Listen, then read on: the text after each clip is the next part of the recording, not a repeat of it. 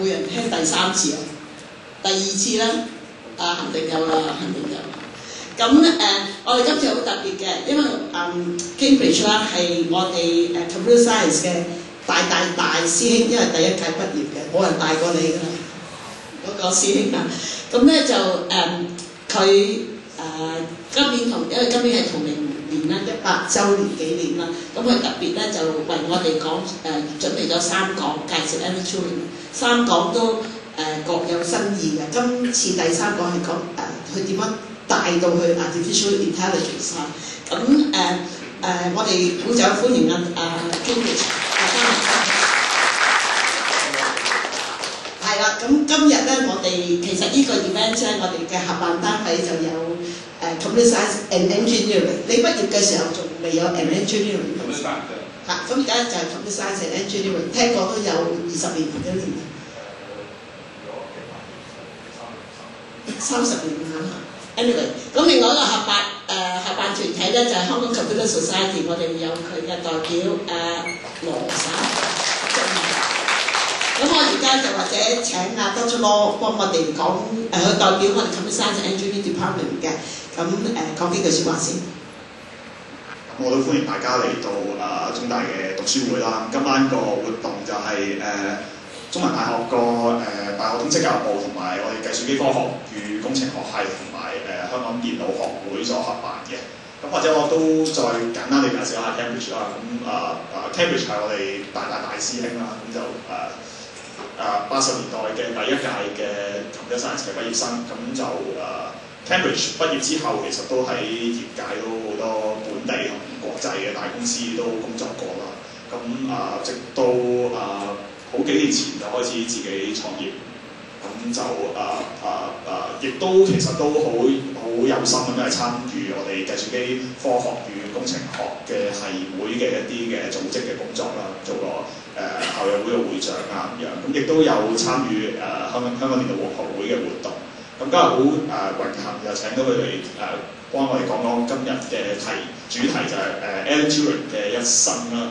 咁其實 Alan Turing 或者圖靈啦，其實就係一個好傳奇喺電腦界、喺計算機科學界一個好傳奇嘅人物嚟嘅。咁佢係集呢個數學家啦、密碼分析啦、計算機科學家於一身。咁佢個貢獻亦都係非常之大嘅，即係喺呢個computability， 即係呢個可計算性嘅理論啦、啲算法嘅理論啦，又或者一啲密碼破解啊、人工智能啊嗰方面嘅貢獻，其實亦都為我哋現今嘅資訊科技嘅世界亦都奠定咗個基礎。咁亦都有稱佢為之計算機科學之父或者人工智能之父。咁今年2012年就係適逢圖靈嘅誕生嘅100週年啦。咁所以亦都稱之為圖靈年嘅，咁以紀念佢嘅貢獻。咁 Cambridge 就好有心，都組織咗一啲關於今年圖靈年嘅一啲活動。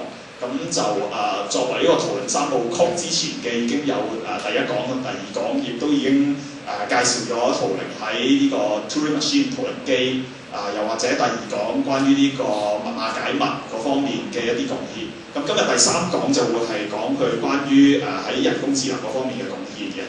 咁或者我都唔花大家咁多時間啦，咁我將個時間交俾 Cambridge， 咁等佢同大家講一講，分享一下係圖靈喺人工智能界嗰方面嘅貢獻嘅。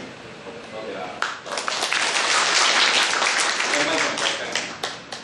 聽到我？OK， 咁首先多謝Susanna Dr. Law 電腦學會即係3個party安排呢個聚會，咁就好開心啊！見到好多朋友因為山長水遠即係走過嚟，咁真係唔簡單嘅事咁所以我係喜出望外嘅，講真。第2樣嘢我要想講，即係除咗喜出望外之外咧，我亦都覺得係百無痛苦喺度因為入到嚟即係有好多即係學者喺度啦 ，Dr. Law 可能即係在座好多即係臥虎藏龍我本身頭先Dr. Law 都介紹過，我本身讀書不成就出嚟就做嘢咁一路都喺業界裏邊做，咁所以個學術咧係完全沾不上邊沾不上邊嘅，咁係即係到，但係咧我讀書嗰陣時候咧，其實基本上咧我哋第1堂即係讀電腦歷史咧係冇提到圖靈嘅嗰時主要提下 Charles Babbage 或者係 John von Neumann。咁我不嬲咧，即係過去嘅20幾年咧，都以為 John von Neumann咧係 computer 之父咁樣嚇。咁但係我心裏邊讀書嘅時候咧，就曾經即係 come across 個 Turing Machine 呢樣嘢，咁但係睇咗都睇唔明。咁咧即係有個心願就係話，我對我退休之前我點都要翻歐究竟點解圖靈即係咁特別咧嚇。咁喺大概1年前咁喺網上面訂咗一本書翻嚟睇，呢本書就係介紹佢即係點解係 computer science 奠定嗰個理論基礎本書。咁呢本書係好深，我哋睇咗3次咧，先至叫佢睇到開頭嗰少少叫得出頭嘅。咁但係唔睇又自可，一睇咧就發覺話係呢個人不得了呢個人基本上係點石成金嘅一個人即係差唔多佢冇咗行落去你同佢講個 problem 咧你 draw 到 attention 咧，佢就會開始花少少時間落去研究咧，就好快咧就出到啲成果。which is 如果人哋咧可能對個問題咧研究咗可能好幾廿年咧都冇成果呢個係即係絕頂嘅天才咁所以我就覺得，但係我亦都同業界好多人傾開偈咧，就發覺真係冇乜人認識得到但係我相信到今日2012年嘅11月咧，而家認識圖靈嘅人咧應該相信多好多啦。前幾日喺立法會即係一個同志嘅平權嘅一個辯論，何秀蘭人提出嗰個一個動議咧，佢開頭一講咧都係講 Alan Turing story。咁呢樣嘢我相信而家變咗工黨人民力量嗰啲嘅後生仔都講好清楚Alan Turing咁所以即係我有一個心願就係希望一個咁重要、一個咁偉大嘅人佢個地位我覺得喺20世紀咧係基本上係差唔多係 top 嗰幾個即係如果真係對現實生活嘅影響，即係你差唔多每個人都冇電腦，你根本唔可以做任何生存佢嘅影響係非常之大。但係實際情況真係好少好常見我喺業界練咗30幾年同啲即係老行尊坐埋一齊傾嘅，真係10個有9個都未聽過係Alan Turing係咩一回事。咁所以我就睇完本書就我有一個心願就係希望去介紹佢嘅生平我想頭先先生都問過啦即係有幾多人會聽過我第一講？有邊幾個係聽過第一講？第二講咧 ？OK， 即係你聽晒㗎啦。頭先同佢，我以為唔緊要，因為今日嗰個 flow 咧，其實因為今年係圖靈年嘅，而家差唔多去到圖靈年嘅尾聲啦咁我希望趁呢個機會咧，就係將佢咧新作呢個總結咁所以咧，今日嚟講係 cover 好多 topics。有一啲嘢咧，可能之前我都提過所以咧對唔住，如果你哋嚟過聽，可能開頭我幾張 slide 咧，可能你都見過即係唔係呢個即係溫故知新，可能第一次聽唔明，今次聽可能會明多少少啦。咁就所以咧基本上我會講佢4大貢獻同埋呢個葬禮唔係 four weddings and a funeral。咁就圖靈一聲基本上我用一個字去深咯，呢個字叫做 enigma 咁我就會解釋即係或者我會講分享即係佢個生平同個謎係點樣扯上嘅關係咁所以開頭嗰大概1鐘頭度咧，我會講翻圖靈喺電腦科學嗰方面貢獻，喺第2次世界大戰佢點樣幫英國破解不得咁跟住下半段咧，我就會 focus 去講 artificial intelligence 同埋另一個我哋叫做形態生物學，英文係 morphogenesis咁我哋講講。最尾咧，我就會去講講 Alan Turing year，因為而家去到尾聲嘅喺香港喺即係呢個圖靈年呢個地圖裏邊咧，其實係我哋都好 proud， 即係真係做咗好多嘢出嚟咁我所以都趁呢個機會咧即係睇翻回翻我哋過去1年香港人為圖靈做咗啲咩嘢咁我都好開心，因為我都係其中一個主要嘅搞真嘅份子，搞咗好多嘢出嚟㗎嘛。咁當然啦，裏邊嘅學會有啲support先至做到咁多嘢出嚟。OK， 好咁咧就我開始講啦。仲有一樣嘢咧，就係跟住第3個 talk 咧，我初頭以為咧應該係好簡單啫即係，但係發覺1個月前開始準備就即係睇呢本書，我基礎呢本書嚟講咧，發覺哇原來今次嚟講係最難嘅一個 talk 因為頭嗰兩次咧，有人叫我講 story， 叫我講 science 嘅嘢咧，我有辦法講。但係今次嚟講咧，因為呢本書咧，因為跟翻讀書嘅傳統咧，我起碼都要揾本書嚟講下嘅，係嘛？我唔可以就咁嚟講，咁我就攞住呢本書嚟講。但係你睇呢本書嘅書名好得意，佢 Entering Life and Legacy of a Great Thinker。OK， 唔係 mathematicians， 唔係 scientists。OK， 係 thinker 呢個思想家，好似即係哲學家咁。即係我即係哲學根本完全一竅不通嘅咁所以你話要我即係其實今日講嘅 topics 唔係已經係超出咗 science， 超出咗 mathematics， 有啲係去到哲學個範疇嘅咁可能喺呢一方面咧，在座即係好多臥虎藏龍對呢方面嘅思想嘅研究可能仲有，咁我希望即係真係大家我拋磚引玉即係講到嗰啲 topic 講得唔好，指正啦，或者你哋補充我希望我做好唔好？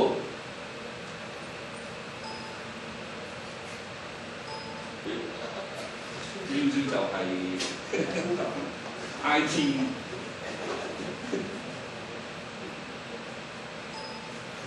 當機當聲，唔該。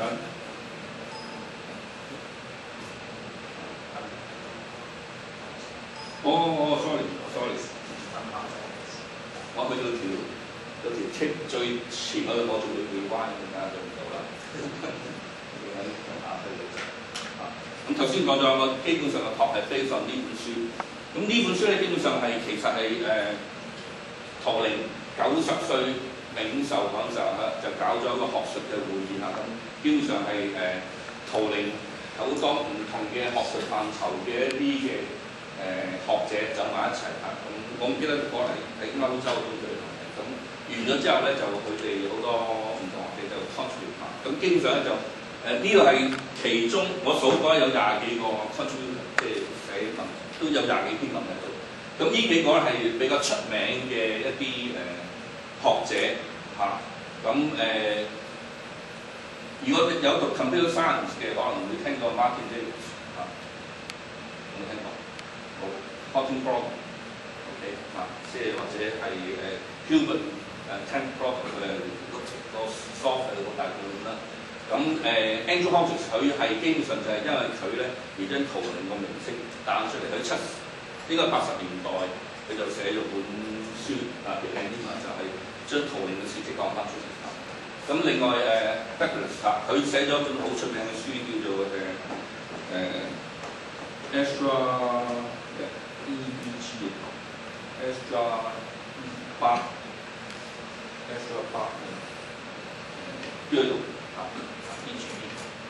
咁係一個好interesting 嘅書。咁呢個係一個哲學家。咁我諗你可能有聽過 Richard Dawkins 呢個人佢係一個無神學嘅學者。咁其實喺無神學有4個主要嘅學者，佢係另外幾個，佢哋叫做4騎士佢係其中一個4騎士之一。OK， 咁呢個人咧叫 Jack Copeland 咧，你要喺 YouTube 咧係講得最多圖靈咧就係呢個人。呢個人咧佢係攞住圖靈喺1950有一張 paper 裏邊，唔係一個4幾年一張 paper 佢講咗啲嘢咧，佢就開始研究圖靈可能曾經考慮到咧叫 Oracle Machine。咁佢係呢方面嘅學者好啦，咁呢本書基本上係其實5個section。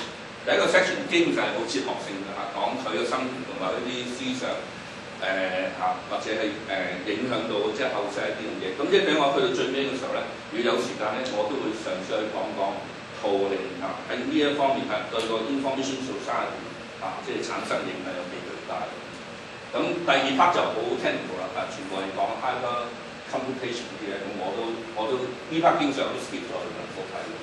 咁 part 3 artificial intelligence 係今日主要我想講 topic， 咁我亦都會喺裏邊抽取咗1、2篇文章即係 ideas 出嚟講。咁4 Enigma 咁其實我6月嗰陣時已經講過，咁所以今日我就唔會再點樣講5就係講佢嗰個形態生物學嗰啲。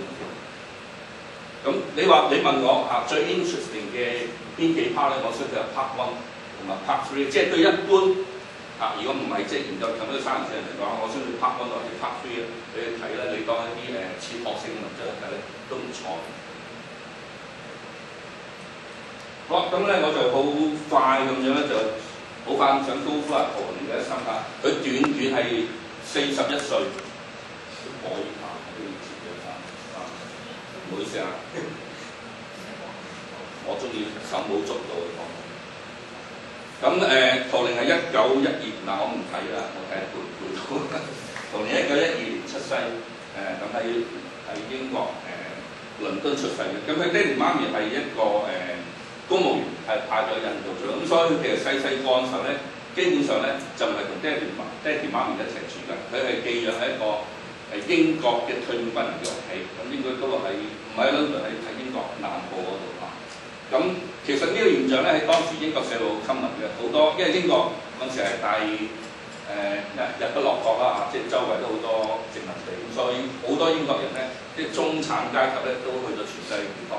咁但係佢哋想個仔女咧，都係留翻喺香港，留翻英國讀書咁所以係好親民嘅呢個現象啊。咁陶玲同佢哥哥都係咁樣啦。咁其實佢中學咧就入咗一間中學叫 Sherborne Boys， 即係亦都係即係有啲我個仔都係喺英國都係入咗呢間中學。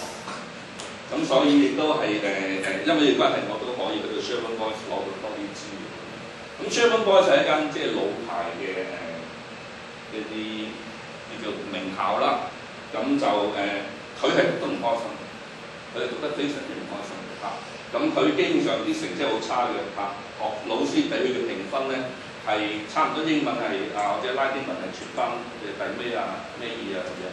你諗下，如果你係譬如你係一個8歲學生 ，OK 香港嚟講你8歲學生，你去到中午出去考會考嘅時候咧，你係校內嘅嗰啲 mock exam 全部肥晒咧，你個學校緊唔緊張？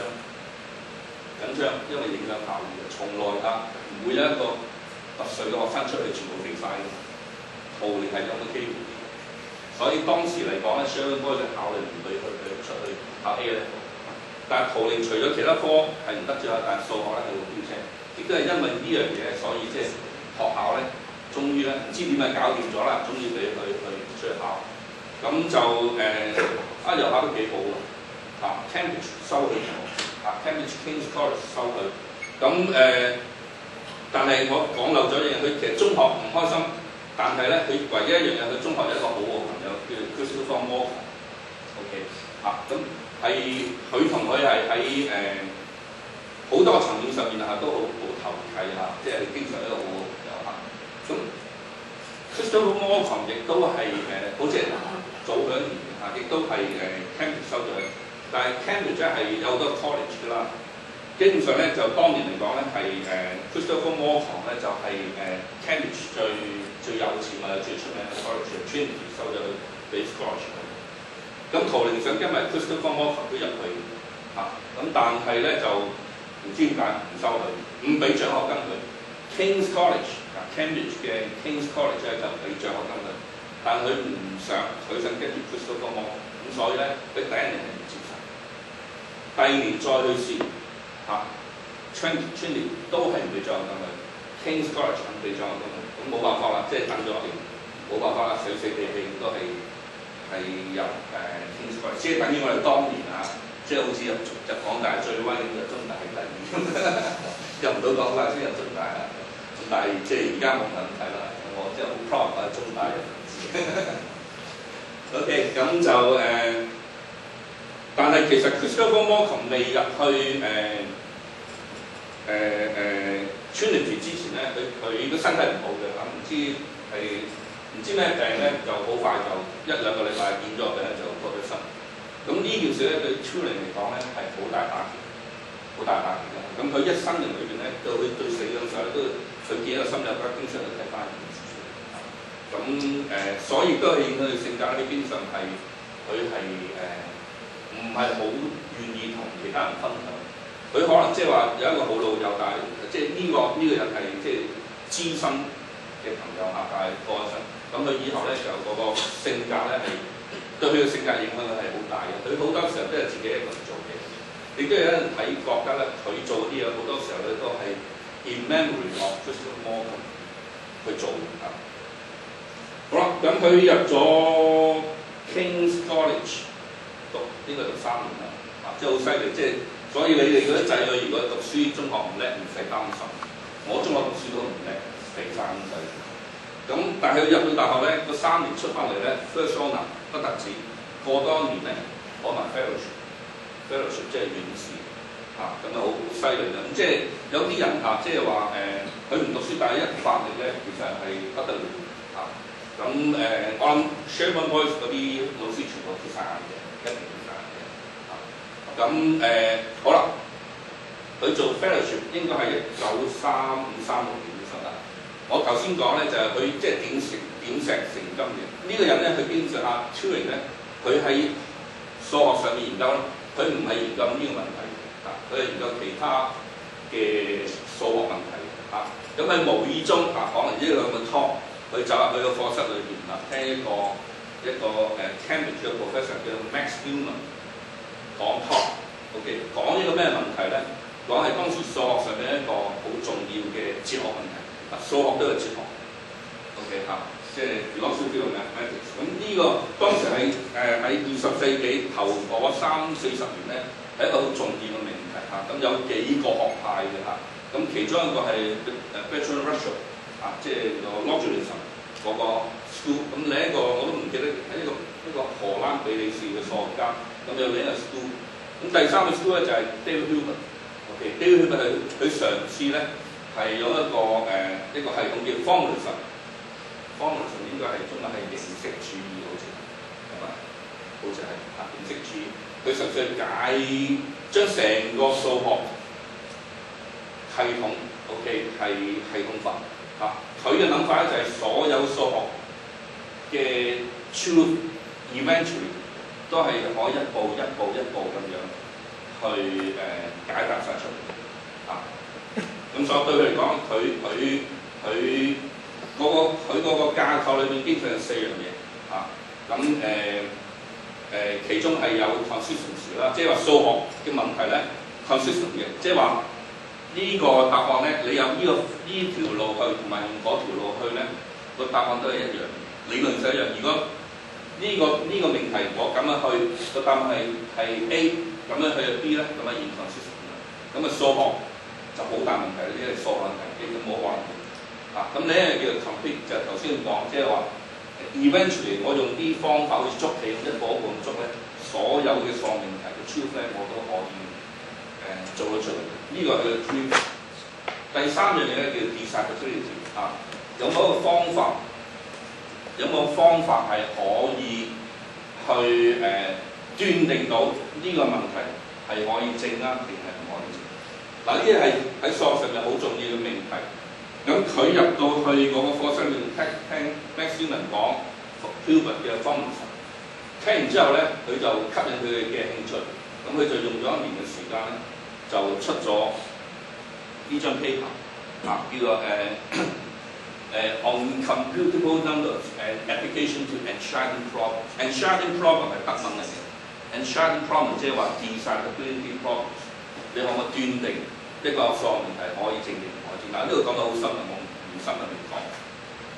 好啦，咁呢出咗個命題咧，基本上呢一張 paper 咧，其實係有2部分嘅。第一部分咧，佢係要發明一個數學上面嘅工具。跟住第二樣咧，佢用呢個工具去證明一樣嘢，即係等於我舉個例子，我如果要證明光線係7色嘅，咁你嗰啲科學家你要發明一個工具，呢個工具係咩咧？就係一個3棱鏡，係咪？咁你將光線射入個3棱鏡，咁另一邊7色，同樣道理，佢係發明一個工具 ，OK 去證明一樣嘢。好啦，個結果咧係證到咧 Hilbert 嗰個 dream 咧係冇可能。其實喺早5年前咧。佢頭先我講嘅有3大命題啦，有第4個唔記得啲咩？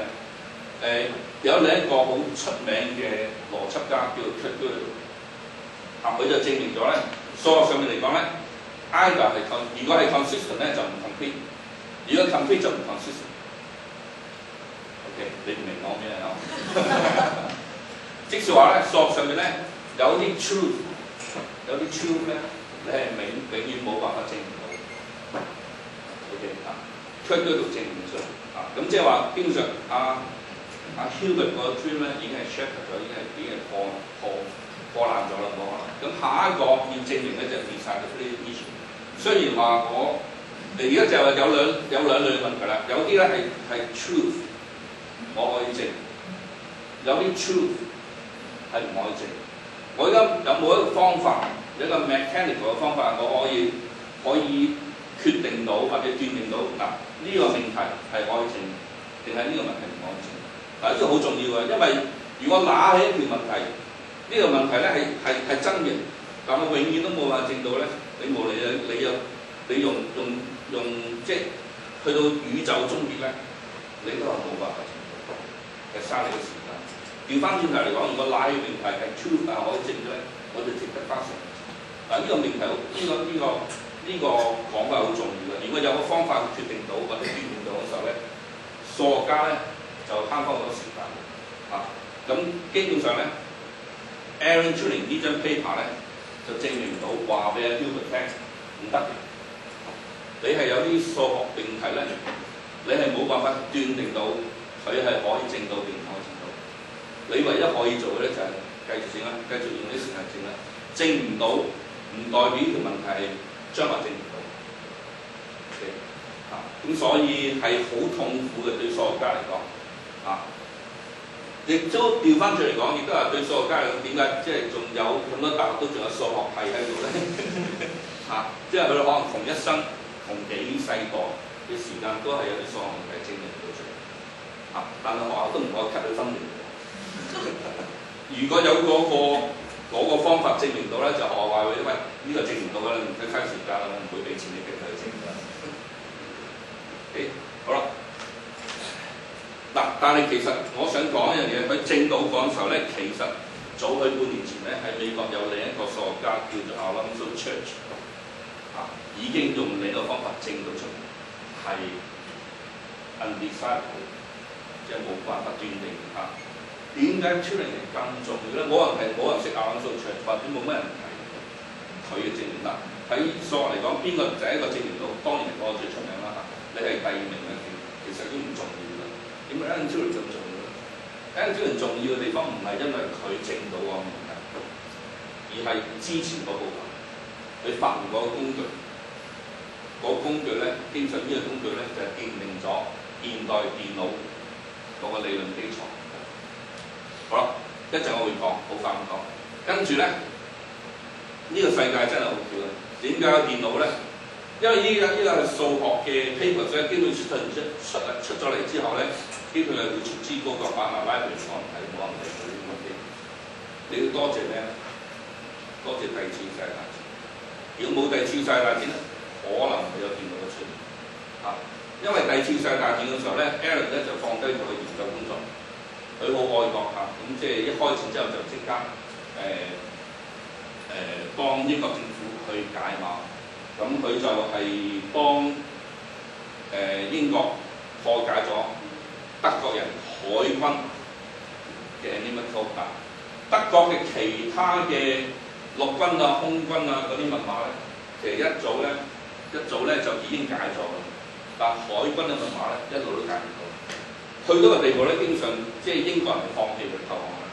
佢覺得冇辦法解，咁就擺埋一邊。咁到 Alan Turing 入去嘅時候，問個主管有咩問題可以解決，可以俾我一個人去 enjoy。咁嗰個主管就俾咗呢個 problem 佢，咁佢基本上一個人去解，破解咗德國人嗰個海軍嘅密碼。咁一陣會再花多少時間講。好啦，亦都係因為呢樣嘢咧，佢開始睇到佢嗰張 paper 嗰個 practical use 係有實際。可以真 apply 喺現實生活個可能性。其實去到第二次世界大戰尾嗰陣時候咧，開始佢有其實德國有兩層密碼嘅，第一層就係普通軍人用嘅密碼，第二層咧係淨係希特拉用。希特拉用個密碼嘅密碼機叫做Lorentz machine，嗰啲 message 叫 tuning code。最近我喺網上面揾到一個好好嘅 documentary。唔係講 Alan Turing， 係講Lorentz machine 嗰個 tuning code 點樣俾兩個英國嘅科學家破解咗，一個叫 Bill Turner， 另一個叫Tommy Fowler。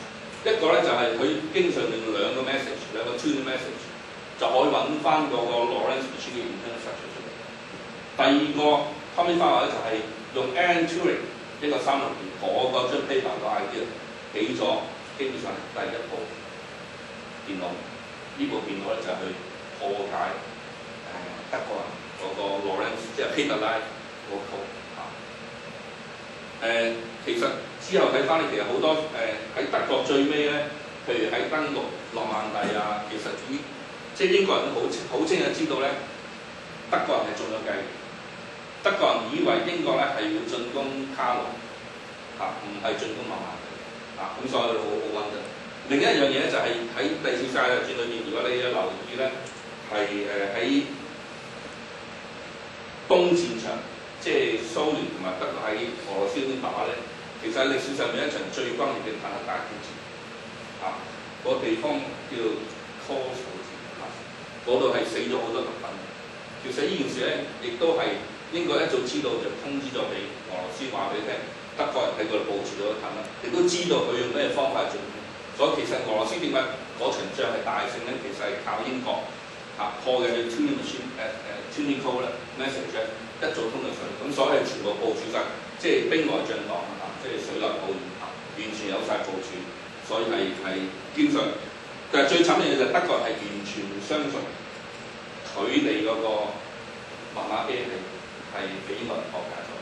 佢不嬲都以為嗰啲信息咧係俾啲特務係偷咗出去，泄漏咗出嚟咁所以一路都好相信佢啲密碼機，直至之後先翻啦。好啦，咁所以咧，其實圖靈喺第二次世界大戰最尾嗰一兩年咧，其實開始 realize 到個 potential。咁所以戰後之後咧，其實佢就已經即刻參與嗰個電腦英國方面電腦開發咁佢參與喺英國個叫 National Physics Library Laboratory 裏邊去開發第一部電腦嘅 AC Automatic Computing Engine。但係因為英國係，我記得應該係嗰個 AC 嗰個 NPL 嘅主管咧，叫咩名？叫 Charles Darwin， 真嘅，佢係 Charles Darwin 嘅孫，都係叫 Charles Darwin。但係呢個就不潮，不潮啦，佢唔欣賞圖靈，佢唔欣賞圖靈咁所以圖靈有啲文章咧，佢寫咗出嚟咧，但係俾 Charles Darwin 睇完之後咧，唔 appreciate，咁所以圖靈係唔敢發表。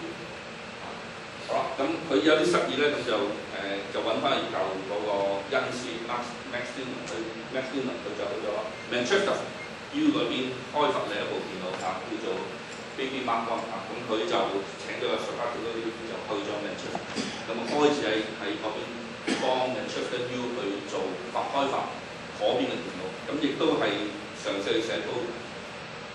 好啦，咁當然啦，呢個開發電腦係好多人嘅工程啦。咁佢經常嘅作用咧，佢係去嗰邊揦着啲嘢咁佢又拍開，又睇啲咩問題，又上去揦着。咁喺50年出咗2張 paper， 佢開始 realize 到咧機器可唔可以思考。1950年就寫咗一篇文章。呢篇文章好多人而家睇翻就係基本上點解佢叫做圖靈係 Father of Artificial Intelligence， 就係呢篇文章，或者就係我哋花多啲時間嚟講。好啦，到1952年，佢又唔知點樣無端端咧，又走去研究生物。佢會覺得咦點解啲斑馬有一黑白，點解啲乳牛會嗰度黑色嗰度白色？咁佢又喺無端端寫咗篇文章出嚟。Chemical basis of morphogenesis。咁呢一篇文章咧，亦都係好緊要嘅，因為如果圖靈咁多篇文章，原來呢篇文章係最多人 refer to。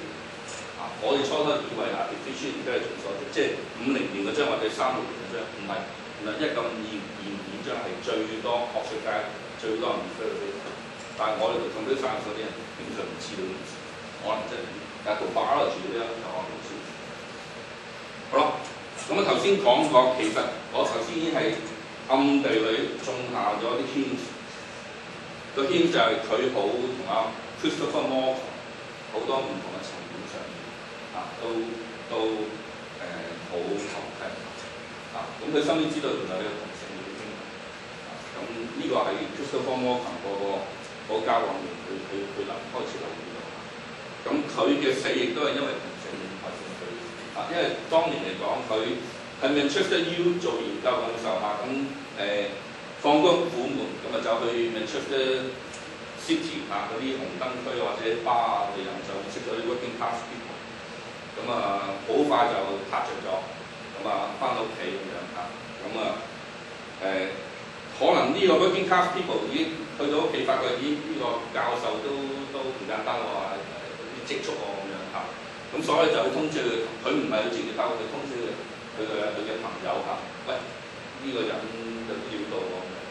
咁第二日咧，佢就拎煙佢個 house， 即係當佢翻到學校之後，咁偷咗啲嘢，咁陶玲係好興啦，就去報警。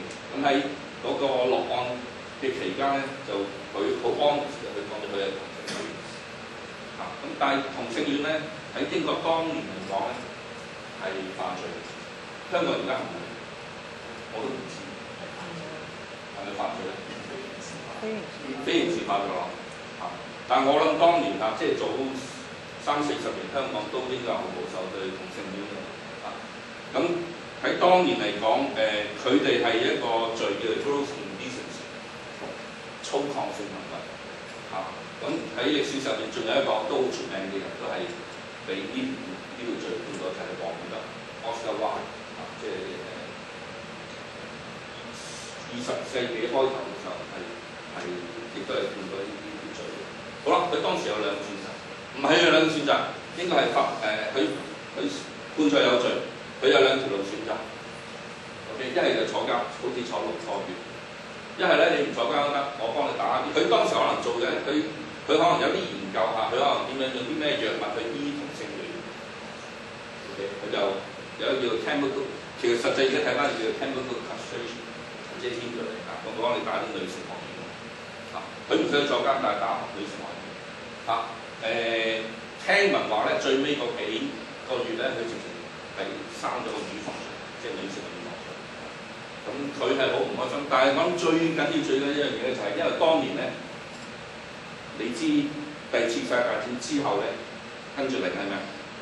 冷戰，係咪咁如果當時嚟講咧，我諗好緊張嘅即係啲科學家佢嘅行為其中一樣嘢咧，如果你係一個同性嘅科學家咧，佢基本上咧，佢就會擔心咧，你呢個係一個把柄，會俾對方捉住咧嚟咩啦咁所以咧，佢一發覺你係同性戀咧，佢就 lost 咗 security clearance， 即係基本上你唔可以再參與任何嘅同性戀對於呢樣嘢嚟講，對陶玲我自己本身認為咧，差唔多係判咗死。以佢生嚟講咧，佢冇其他興趣嘅，除咗係即係啲學術研究之外咁你唔可以再參與咧，咁佢好唔開心。咁喺1954年嘅6月9號，6月7號記錯6月7號咧就係有人發覺佢係死咗，咁佢隔離就係有個蘋果就發覺咬咗一啖嘢，收尾驗翻咧就係上嗰條山啦。咁但係佢嘅死咧，其實而家都係一個謎，究竟係點死嘅啦咁就唔講。咁好快咁樣講咗佢嗰個一生嘅咁如果提到4大貢獻同1大死因，第一個貢獻 universal Turing machine， 好多時候我哋講咧就係講 Turing machine， 但其實我想講嘅唔係 Turing machine， 我講 universal Turing machine。呢張就係一張 paper，1936年喺 London Mathematical Society publish。佢 publish 嘅時候咧 ，Alonzo Church 其實已經 announce 咗即係佢另一個方法。佢用嗰個方法叫 lambda calculus， 已經係 prove 咗頭先講嘅已經係咩啦咁但係 Max Newman 都同佢揮，佢話喂，雖然Alonzo Church 已經證咗出嚟咁但係喂 Alan Turing 呢個證明咧係好unique嘅，同 Alonzo Church 完全冇關係。OK， 佢嗌 London Mathematical Society， 你都俾佢機會佢登出嚟啦，咁終於俾佢登出嚟。如果唔係，可能真係呢篇文章係唔會出現。講咗啦，啦。好啦，咩？首先 before 講 Universal Turing Machine 先嚟講咩叫圖靈機。圖靈機咧即係呢個中學生咧都會明嘅嚇。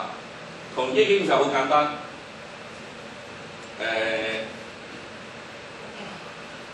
你睇我個手勢啦，即係有一個 box， 個 box 下低咧就有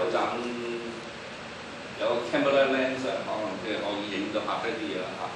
咁然後咧下低咧就有條紙帶，呢條紙帶咧係無窮盡咁長，向左向右都係無窮咁長。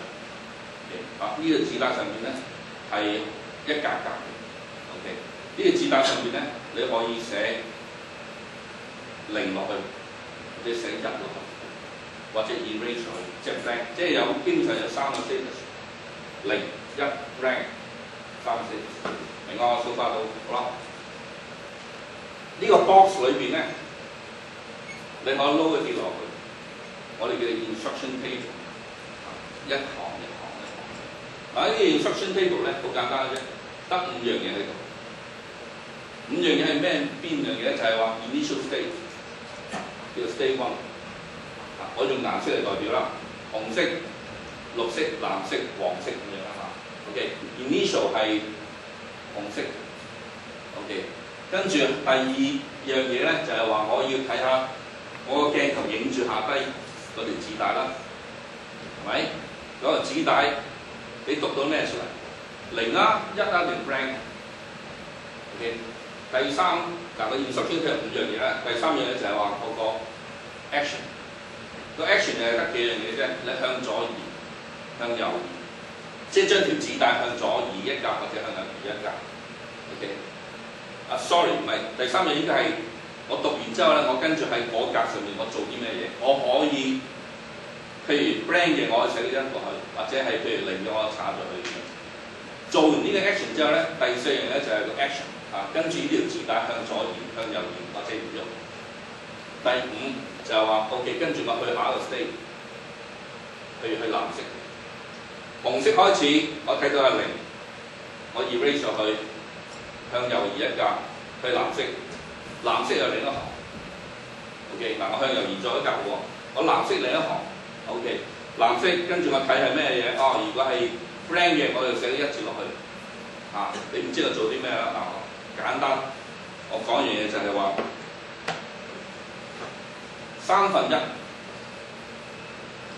1/3 binary number 係點啊？係0.01010101，無窮無盡，都係不斷咁 repeat 0101。好啦，好簡單。如果我呢個圖靈machine呢個 instruction table 就係話我要寫1/3出嚟 ，OK 就好簡單啦。OK 呢條紙帶上都咩都冇，我望去空白嘅，我寫個0去。而右，我睇 instruction table， 我 instruction 去到 state 2我望。如果係 blank 嘅，我就寫1落去，又移咗1格，我去翻紅色嗰度，我睇 blank 嘅，我寫0落去，去藍色寫1落去，紅色寫0，藍色寫1落去，好戇居，係嘛？但係真係做到一樣嘢就係 ，OK， 而家我寫到第一個machine，呢個machine就係計3分出嚟。我同樣道理，我寫你呢個machine，我計3分出嚟，3分點啊？1010101，係嘛？0.1010110就係2/3。我有一個第一個 machine 叫 TM1。OK， 有一個 instruction code， 呢個 instruction code 咧係2行啫。紅色做完去藍色，藍色做完去紅色，紅色做完去藍色，咁得2行啫。第二個 Turing machine 計2/3嘅，同樣道理，紅色寫1落去，去藍色寫0落去，紅色寫1落去。咁呢個第二個 machine 咧就做咗3條出嚟啦。嗱，呢個2個係最簡單。個巧妙嘅地方咧，呢個頭先我講嘅就係計1/3，就係呢2行。OK， 開始，如果係發覺係 blank 嘅，我就寫0落去。而右去 state 2 ，blank 嘅我寫1落去。而右去去翻 day one， 咁啊不斷寫01、01、01咯，睇唔睇到呢度？驚唔驚到大家？中學生都應該明喎，明我？調翻轉嚟，我問你，如果寫三分二點啊？好簡單，呢度係擺1落嚟，呢度擺0落，咁你就做咗三分二咯。OK， 好啦，當然呢兩個最簡單啦。我叫呢個 TMA， 呢個係 TMB， 呢個係複雜少，呢個咧就係將兩個數加埋2加3，咁咧就係用呢幾個 instruction table 做出。嗱，我唔同你 walk through啦，你信我啦。呢一個咧 instruction table 係6句嘅啫嚇，就係會將兩個 number 加埋一齊，無論呢兩個 number 係23好、7、11好，加埋，佢有的是時間嗱。雖然做一樣嘢可能用2個鐘頭先做出，將兩個數加埋咁但係佢總之做出，佢有的是時間，有的是一條無窮無盡長嘅子彈，呢個唔係一個問題佢嘅問題有一個方法呢個方法係翻嚟6句啫，我就可以做到出嚟。無論呢個兩 number 係幾大都好，我都可以做到出嚟。呢個我叫做 TMB 第二個圖靈圈。得唔得？需唔需要再講一次？一係唔明，一係放棄，一係陣間冇繼續。呢個就係巧妙嘅地方啦，醒啦大家。頭先我咪講1/3有2行嘅，2/3有2行嘅，要將兩個數加埋就6行嘅。而家你大家明白，我就係 program， 寫 program 都係一句。好啦，呢個咪1/3嘅，我 TMA 啦，我哋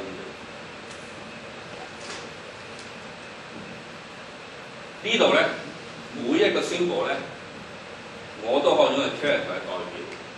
譬如 DA，S1 我就叫 DA，S2 我叫 DAA， 兩個 A， 一個 A 就1 ，OK， 好啦 ，blank 就 D，DC 就代表0 ，OK。R 就係向右 ，DAA stay true， 好啦，每一樣嘢都可以用一組 character 去代表。其實呢一個 instruction table 咧就可以變成呢個 character string。你如果用顏色去對翻，你就明㗎。信我啦又，時間嘅關係。總之咧，呢一句嘢咧，呢一個。我叫 instruction table 啦，就變成 character string。得，去到呢度，每一個 character 我都可以用個數目字嚟代表。D 我用4代表 ，A 用1去代表，得唔得？呢個簡單啦。咁所以呢個 character string 係我變成一個 integer 啦，啱嘛？好啦，我就叫呢個 number 就係圖靈機 A。嘅 description number， 我哋叫 DNA， 唔係你身體裏邊 DNA，DN/A， 得我。總之呢個咧就有一個 number 嘅代表unique 嘅呢個，即係呢個 number 就係做3個1出嚟啦。好啦，跟住咧我頭先講咧，我寫個圖靈機去做3個1出嚟，我寫你個圖靈機，佢將兩個數加埋出嚟。N 出嚟喺呢張 paper 裏邊咧，佢再寫第3個圖靈機出嚟。呢個圖靈機做啲咩嘅咧？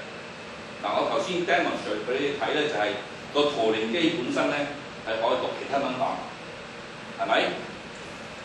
而圖靈機本身咧都可以變成一 number， 係咪？即係話我可以寫第3個圖靈機出嚟咧，可以讀第2個圖靈機，即係頭先我講 DNA1、DNA 或者 DNB， 嗰都係 number 嚟。我可以讀佢，同埋我可以睇通佢想做啲咩。DNA 係計3個1出嚟 ，DNB 係將兩個 number 加埋一齊。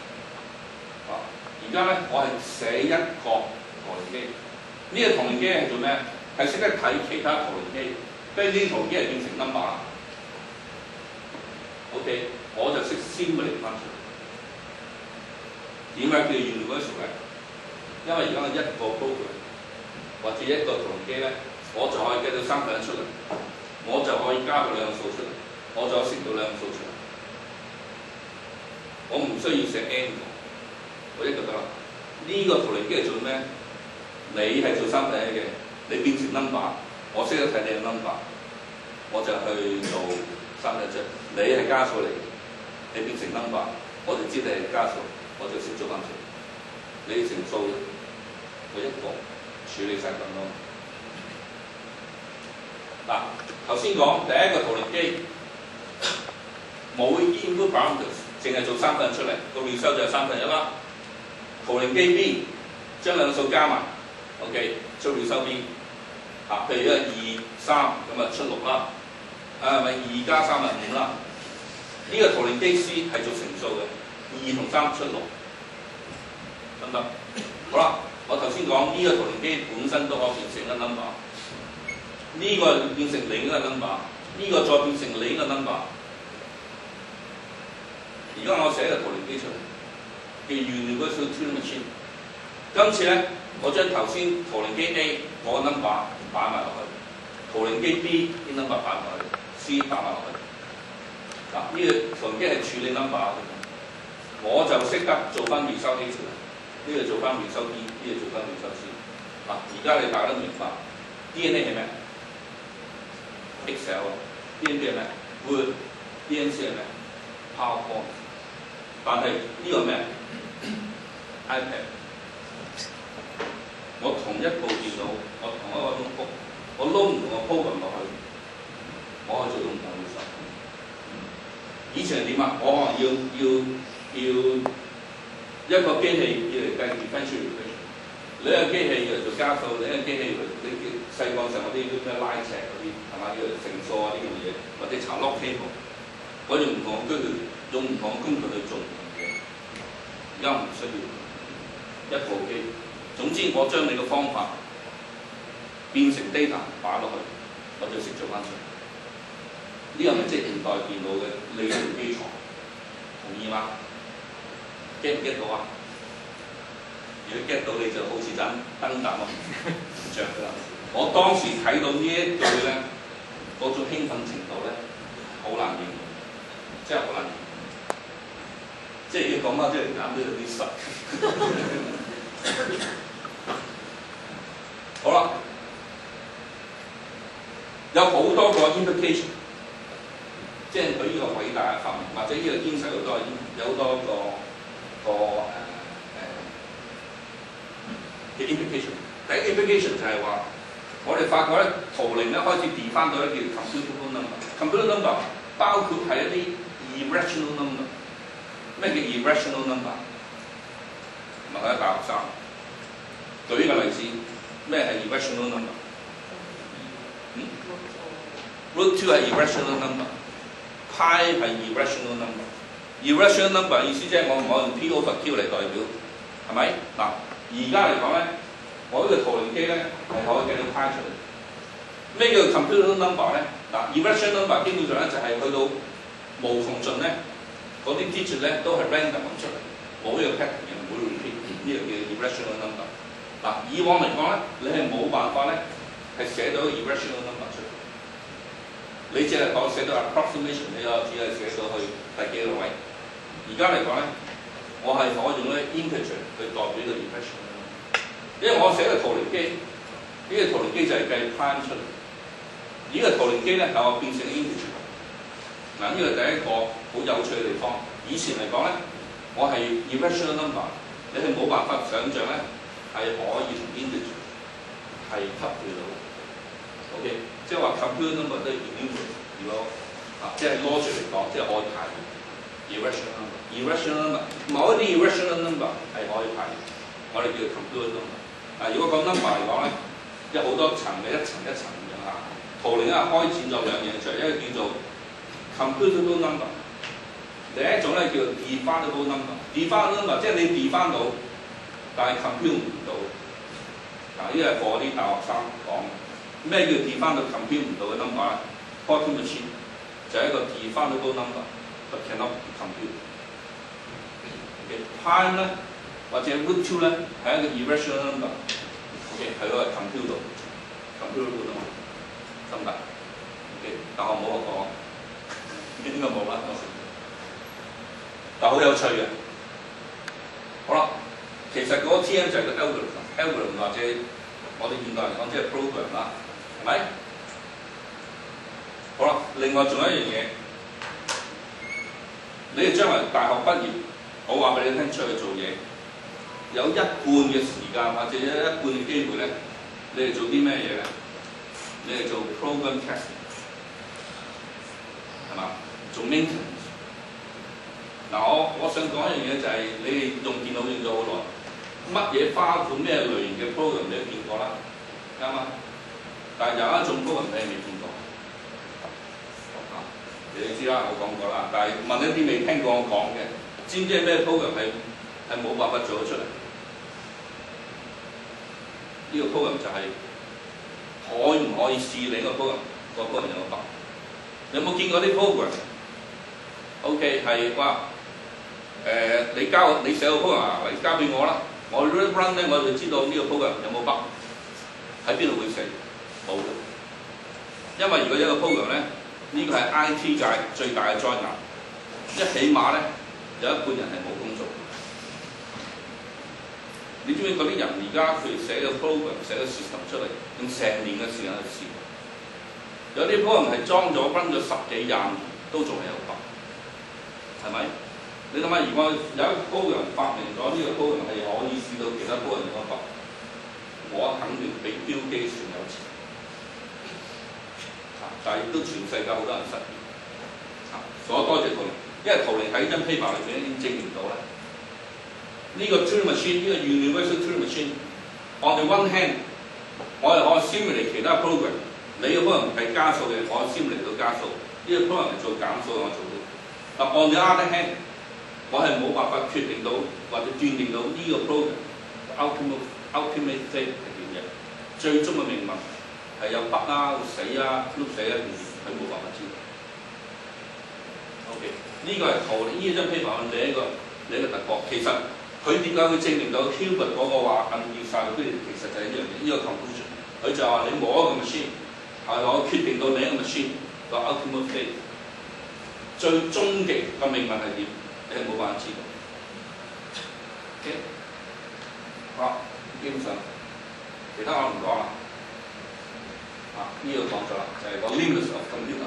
點解你出嚟將來做嘢有一半就係做 testing， 就係因為圖靈翻歐咗一樣嘢，所以都冇人啊，冇包括標機啫，都唔會咁戇居去花時間去寫一個 program 出嚟，因為圖靈證明咗係得。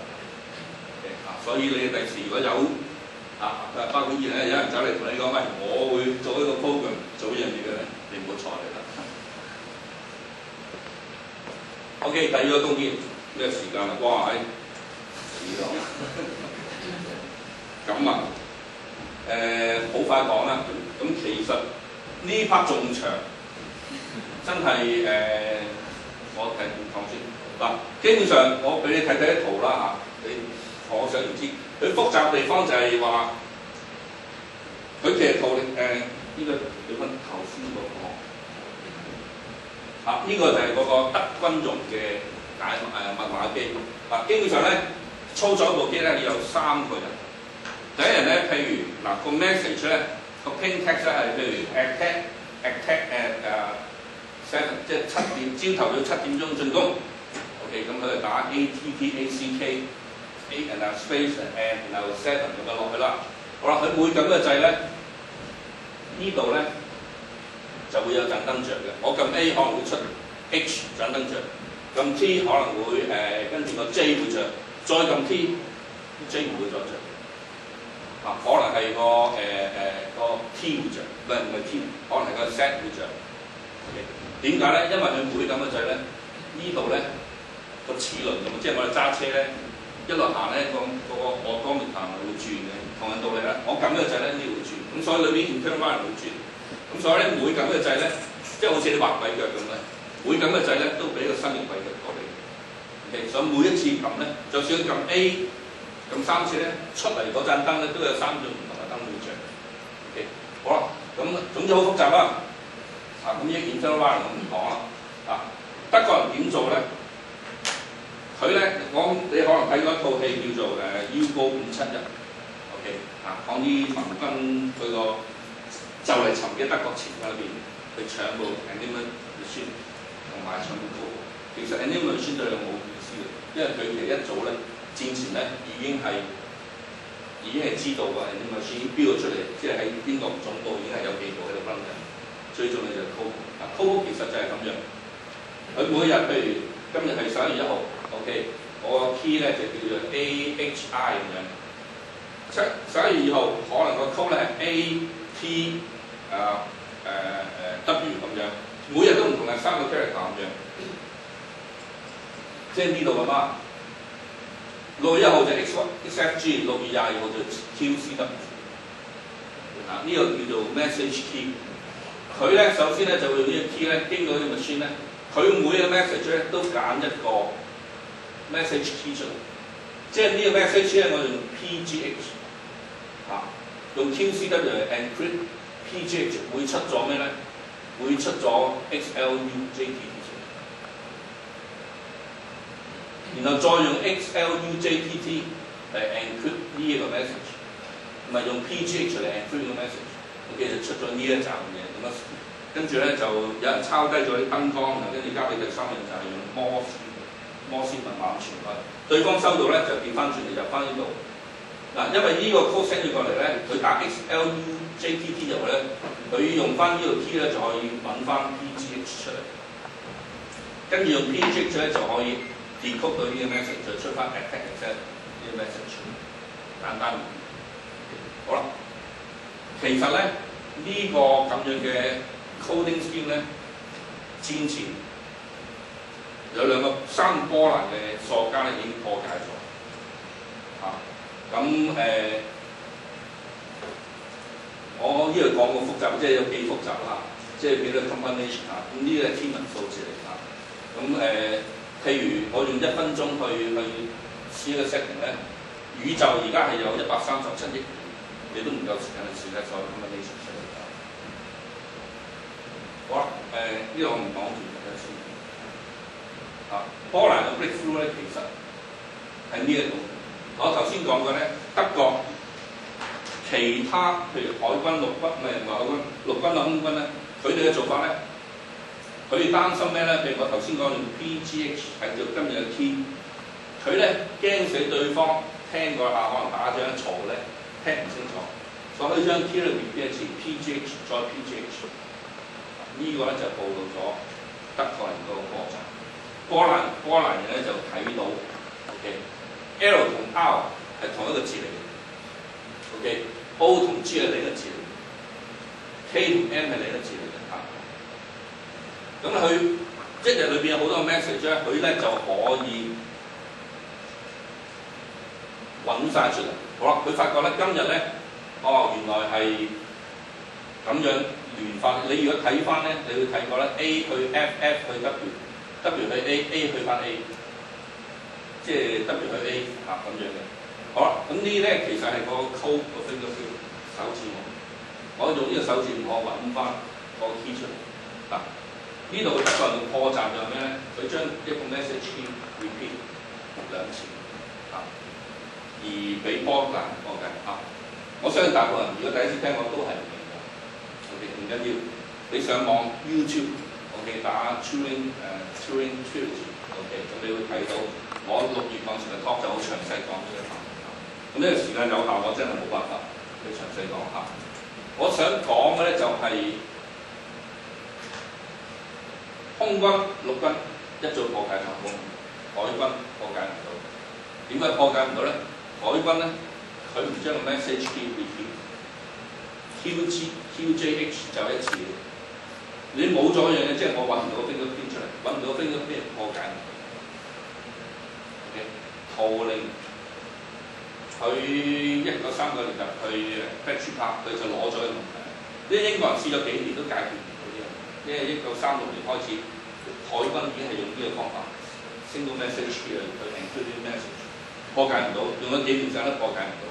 咁喺埋一邊嘅人理啦，同年入對論住咁問有啲咩問題係冇人破解到㗎嘛？咁全部咧呢個啦，呢個係試咗幾年都冇人破解到，你一個人去搞啦。即係佢差唔多俾啲嘢 entertain 你啦嚇，你唔好煩住我啦。點知圖靈就係一個人搞掂啊！中間嚟講，其實係包含咗好多因素喺裏邊啊。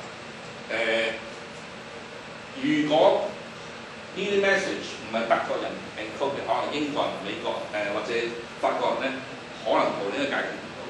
德國人個民族性嘅特性係咩啊？好守規律，係嘛？好規矩，規到到係咩咧？佢每日朝頭早6點鐘，佢就會出個 message 俾佢戰地上面所有嘅軍人，話今日嘅天氣係咩？今日天晴，今日落雨，今日大風。嗱，英國人就捉到一樣嘢，哇！逢親6點鐘一定有 message， 呢個 message 裏邊咧就係、我估下會有一個詞叫 weather， 德文咧 WETR。嗱，如果有一樣嘢咧，圖靈咧就係、佢發明一個 concept 叫 crypt 咧就係喺一個 message 裏邊咧，我估有一個詞，好啦，我攞個字出嚟，我就試，好啦，跟住咧佢又諗咗個方法。去試達，我想問一個問題，圖靈其實唔係問一個問題，我想講咧，佢經常就將譬如將一支針抌咗落太平洋，如果你揾翻支針出嚟，係咪好難？超級難。而家圖靈即係將個問題咧，由呢支針由太平洋縮窄到香港島。我而家喺香港島裏邊揾支針，其實都係難，都係難。不過只不過個 problem scale 係縮窄咗。好多倍，係咪？好啦，咁就我想講一個例子就係、如果你翻到屋企，發覺你唔見咗條鎖匙，你會點做？你會揾啦，揾咗兩種方法揾，一種叫 brute force search，brute force search 即係每日去 corner，我都有揾，係嘛？總有一天可能會揾到，如果地氈式搜查。係嘛？咁但係呢個係好嘥 resource， 好嘥時間。好啦，你會唔會咁 search 啊？如果你唔見咗銀包，唔見咗鎖匙，會唔會啊？通常都唔會啊。你會點做啊？你會諗翻我今日離開屋企去嗰邊嘅地方 ，OK 啊？你會點啊？你咪去翻嗰個地方咯。嗱，你唔會去啲你未去過嘅地方咯。嗱，所以呢個時間有限制。嗱。圖靈咧，基本上咧就唔代表你去翻個地方一定揾到條鎖匙，啱唔啱啊？圖靈佢跟住咧就發明咗個機器叫 bomb machine。嗱，呢個 bomb machine只係咧將你話一啲可能可以揾到 message key 嘅啲 key 揾出嚟俾你。你跟住咧就攞住個 possible key 去試，可能得，可能唔得。個結果咧70%、80%都得，所以咧基本上咧大部分嘅時間咧都破解到。呢、個主要就圖靈點樣破解英國，咪德國連個 enigma code。好啦，當然啦，仲有好多其他技巧。嗱，你諗下，如果德國人發覺曾經有時喺1941年當圖靈破解到之後咧 ，before that 咧，你知英國嘅物資咧基本上歐洲已經係淪陷咗，基本上物資全部係由美國嗰邊運過嚟。當時嚟講，before 破解之前咧，90%嘅商船咧係被德國嘅 Wolfpack 狼群嘅潛艇打沉晒。1941年到4月度咧，破解咗之後咧，差唔多有3個禮拜咧，德國人咧一隻商船嘅都運唔到。如果你係德國人，你會開始懷疑，我嘅 message 係咪已經俾人破解咗 ？OK 所以英國人真係好慘嘅，唔係英國人好慘，呢啲有啲人好慘嘅。佢就可能我 intercept 到或者破解 message 咧，佢可能留翻幾個 message， 佢就破解咗咧，佢都唔通知佢避開，有啲係打沉，明白？因為如果我全部破解到，全部通知，全部走甩晒咧，德國人會開始話，佢就特登要做到咧，你啲德國人覺得，咦，我嗰個 encryption 都仲係安全，佢揾到或者走甩係因為其他因素，所以佢特登咧就係話，當佢破解到咧，佢特登揾飛機飛去，俾德國人見到，咁德國人以為因為個偵察機見到嗰啲潛艇，所以先走甩嘅啫，咁樣去呃翻啲德國人，咁所以呢個 story 基本上喺呢一本書，我6月就係講呢本書啦。咁呢本書係講人類嘅密碼戰爭點樣編碼點樣解碼嚇，咁就過去到現代嚇，即係如果你要讀書，而家個叫做 public key private key 呢度都要講嘅 story， 咁好值得睇呢本書。好啦，咁唔講咁多啦，咁終於我入正題度，都係前咗兩日，唔係入正題啦，終於係講新嘢啦嚇，即係依然有啲唔耐煩。1950年，佢基本上係第二次世界大戰完咗之後，佢開始入我頭先講嘅入 NPL 做研究嘅工作，做咗1-2年，發覺因為 Charles Darwin 嘅關係，佢個孫頂唔順，咁走咗去 Manchester 咁喺呢個係 Manchester 寫咗一篇文章，因為佢開始做電腦開發嘅時候，開始睇到可能性，佢其實可能其他人睇唔到，佢開始諗其實電腦可唔可以好似人類咁思考？呢個已經係去到個哲學啦。喺我即係都係班門弄斧啦，開始入到哲學，我哋有個哲學都係新嘅問題。喺哲學問題，其中一個問題就係叫做 body mind problem。即係人，即係身體同埋 mind 中文叫咩心，即係你明我講咩 ？mind， 即係我姑且用思想啦，係嘛講啊？應該唔準確呢啲嘢。好啦，有2套學説Plato 學説就係話靈魂或者思想同埋身體係2個 entity 分開嘅。靈魂即係身體，只係個靈魂嘅載體。得好啊。有理論學説咧就係話 OK 一元論，即係話即係話其實嗰個思想基本上都係 body generate 出嚟，冇 body 就唔會有思想。你一個想法就係 body 冇咗，個思想都可以存在。呢個同中國人嗰個咩輪迴啲即係或者鬼魂啲人都可能有關係。喺二元學説裏邊咧有一個好出名嘅古希臘就當然有柏拉圖啲講啦，但係近代嘅哲學家最出名嘅一個就係笛卡爾。笛卡爾最出名一句説話係咩？我思故我在，聽過咯？英文I think therefore I am，差唔多意思。基本上意思就係話 OK， 佢即係你心裏睇，基本上就係話喂思想同埋我個身體係分開。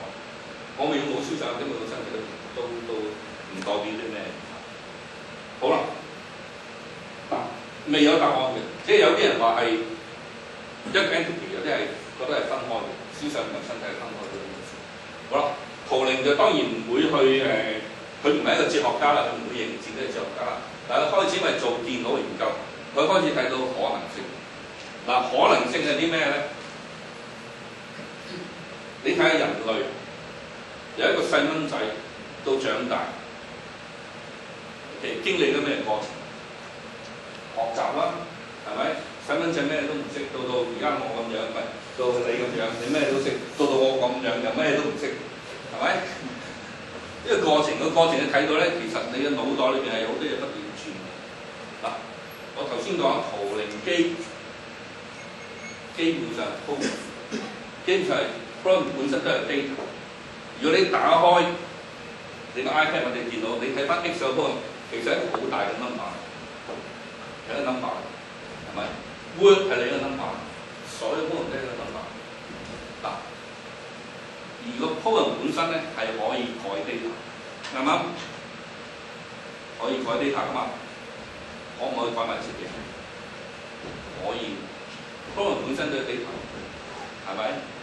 當然啦，我要寫到 program 識得based on某一啲 input， 我知道呢個方法 work， 呢個方法唔 work， 我係不斷咁去修正自己，不斷去 improve 自己，係嘛？佢開始睇到有可能性，因為 program 其實就好似個思想咁樣 ，OK， 你又可以，我如果寫得叻，我其實我寫個 program 識得 self correct， 自己去講，係嘛？咁之後好似細蚊仔學習，佢喺 paper 裏面講係 unorganized machine，變到 organized machine。咁佢睇到可能性。咁啊，佢出咗一篇文章，呢篇文章佢唔討論數學，唔討論呢個哲學問題。佢即係話，佢其實一篇文一開始咧就講佢問咗問題 can machine think？ 佢跟住咧就講佢打嘅問題多元嘅，因為淨係 define 咩嘅 machine 咩嘅 think 咧，佢有排 define。我唔會講一樣嘢，我即係跟住咧，我覺得 empirically 或者 practically， 我不如問你一個問題。呢個問題就係話，佢舉咗一個 propose 咗一個遊戲出嚟。呢個遊戲係點咧？有3間房 ，A 房、B 房、C 房。A 房嚟講咧，有一個男士喺度 ；B 房一個女性喺度 ；C 房咧，男女都得，我叫做個 interrogator。佢咧係睇唔到對方嘅，佢都聽唔到嘅嘢嘅。現代 version 就係大家淨係用 WhatsApp 去溝通嘅啫。當時就唔係 WhatsApp 啦就我呢個現代 version， 但係個 concept 係冇分別，個精神係冇分別。